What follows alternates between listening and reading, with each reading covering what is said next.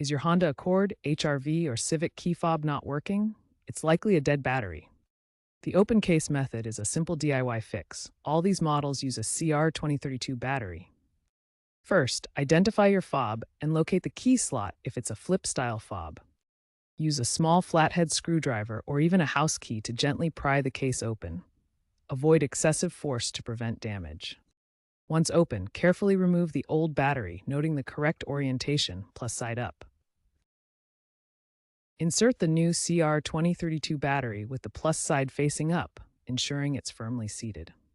Snap the case back together and test the buttons. This process takes about 5 to 10 minutes and saves you money compared to a dealer visit. If the remote still doesn't work after the replacement, reprogramming might be needed. If your remote still isn't working after replacing the battery, try cleaning the battery contacts with isopropyl alcohol. Corrosion can sometimes cause intermittent issues. If that doesn't work, you may need to reprogram the fob via the vehicle's ignition by turning it to on 10 times or visit a dealer.